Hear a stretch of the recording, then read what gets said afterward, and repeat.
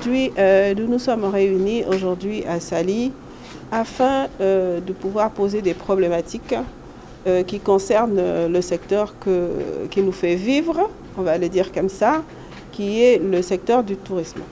Mais quand le secteur du tourisme fait vivre, en tout cas les acteurs, il fait également vivre toutes les parties prenantes du tourisme. Parce que le tourisme ne se limite pas à seulement nous.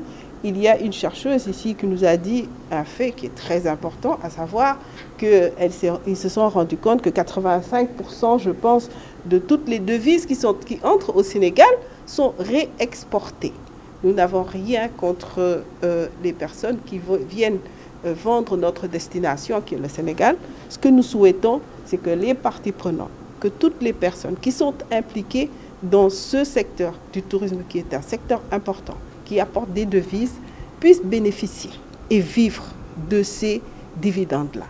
Donc, comme l'a si bien dit notre coordonnateur, M. Fawzoudem, aujourd'hui, nous attendons du président de la République, M.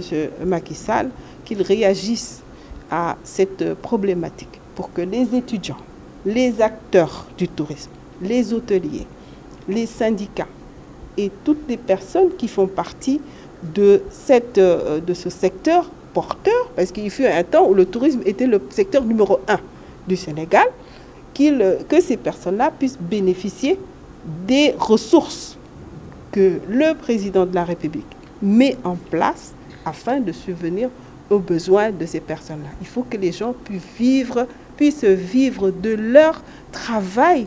Et le tourisme est un secteur très très important, mis à part le fait qu'il va non seulement faire connaître notre destination, qui est une destination multiculturelle, multidimensionnelle, avec beaucoup de facettes, mis à part ce fait-là, il y a aussi beaucoup de personnes dont le travail est mort aujourd'hui parce qu'ils n'arrivent plus à trouver des dividendes et à se nourrir de leur travail. Et ça, c'est un appel du cœur pour ces personnes-là. Alors aujourd'hui, je pense que comme l'a si bien dit notre coordonnateur, il y a des fonds qui sont mis en place. Ces fonds-là, il y a eu les fonds Covid qui ont été redistribués, on ne sait comment.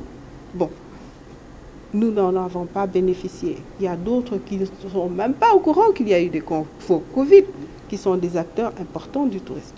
Nous qui sommes au courant, nous n'en avons pas bénéficié. Les étudiants n'ont pas vu de ressources, en tout cas de création d'emplois par rapport à ces fonds-là. Aujourd'hui, il y a d'autres fonds qui viennent d'être mis avec le fonds de garantie et qui sont encore mis en place. Alors, on voudrait savoir quelle sera la part des étudiants dans ces fonds-là, quelle sera la part des acteurs, à proprement parler, dans ces fonds-là, et quelle est la part qui sera réservée au tourisme pur et dur, dont nous sommes des acteurs principaux, les agences de tourisme, les agences de voyage, les agences culturelles. Vous voyez, je pourrais passer la journée à vous citer toutes les personnes qui sont impliquées autour du tourisme. On ne peut pas partir sans l'infrastructure. Le président a fait d'énormes progrès sur ce côté-là. On ne peut pas partir sans la culture. Donc c'est lié. On ne peut pas partir sans l'environnement. Il y a beaucoup de sites qui sont en perdition, qui sont en train de mourir. Aujourd'hui, dans la Réunion, quelqu'un a parlé de la case à impluvium qui se trouve à Mounombe qui est en train de tomber. Il faudrait peut-être qu'on réagisse pour que ce sont des institutions. Ce ne sont même pas des sites à visiter, ce sont des institutions, des patrimoines qu'il faut vraiment conserver pour que notre culture puisse aller de l'avant. Écoutez, la plateforme aujourd'hui, Parlons Tourisme, comme l'a si bien dit M. Dem, est une plateforme qui réunit beaucoup d'acteurs. Donc tous les acteurs concernés, nous sommes à peu près 290 à 295 personnes qui sont entrées dans cette plateforme. Et en l'espace de 2 semaines, la plateforme a explosé, si je peux le dire comme ça. Donc la plupart des personnes qui sont ici aujourd'hui présentes ne sont pas venues parce qu'on ne tiendrait pas ici. Donc ils ont préféré être sur le Zoom en ligne parce que c'est vraiment la technologie qui le demande.